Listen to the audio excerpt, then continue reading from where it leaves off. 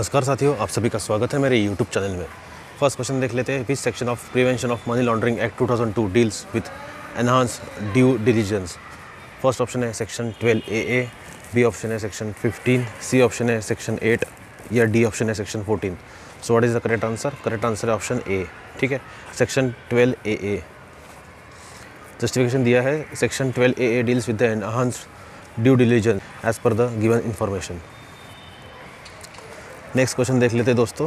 What is the maximum term of imprisonment for money laundering as per the prevention of money laundering act 2002। चार options दिए हुए हैं। First option है 5 years, second option है 7 years, third option है 10 years, fourth option है D 15 years. So what is the correct answer? Correct answer है option C 10 years. ठीक है,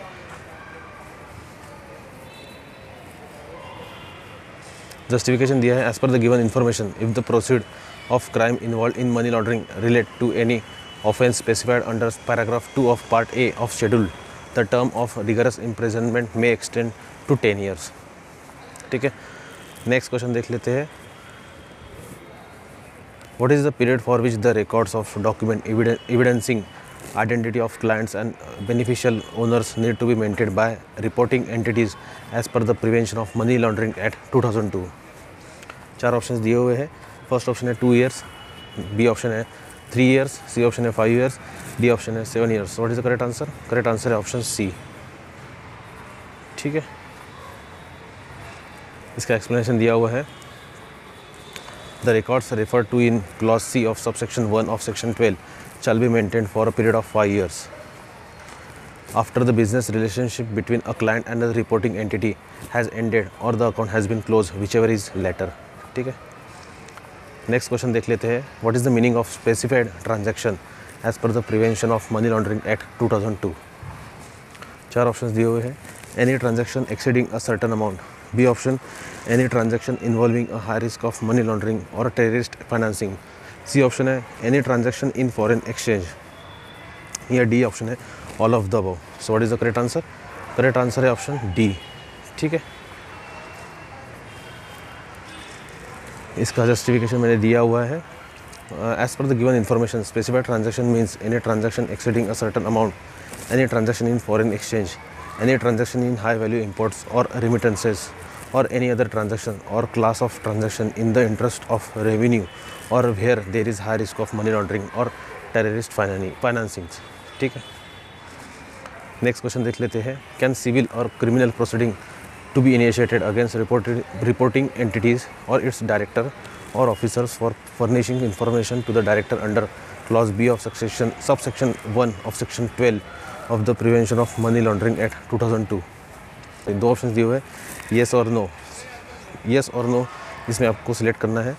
सो करेक्ट आंसर है बी, नो। ठीक है, इसका एक्सप्लेनेशन मैंने दिया है। As per the given information, section 14 of the act states that no civil or criminal proceedings can be initiated against a reporting entity or its director or officers for furnishing information to the director under clause B of subsection 1 of section 12 of the act। ठीक है, next question देख लेते हैं। Which section of the prevention of money laundering act deals with the punishment of the offence of money laundering. चार options दिए हुए हैं।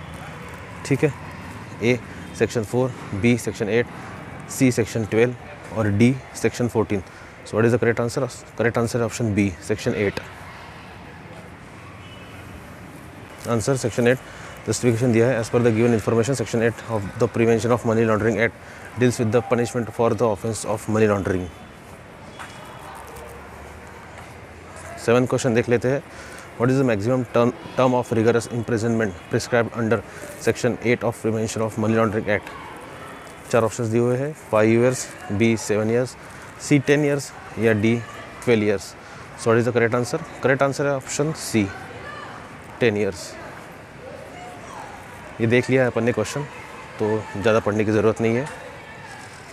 Next question देख लेते हैं। What is the duration for which records of transaction and identity documents of client must be maintained by reporting entities under the Prevention of Money Laundering Act।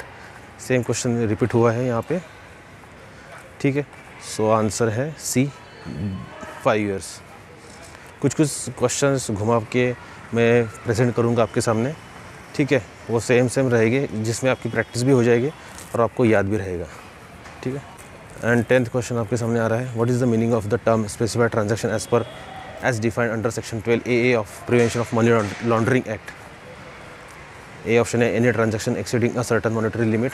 B option है any transaction that is considered suspicious or likely to involve proceeds of crime. C option है any transaction that involves high risk country or jurisdiction. और D option है any transaction that involves a partially exposed person. So आपको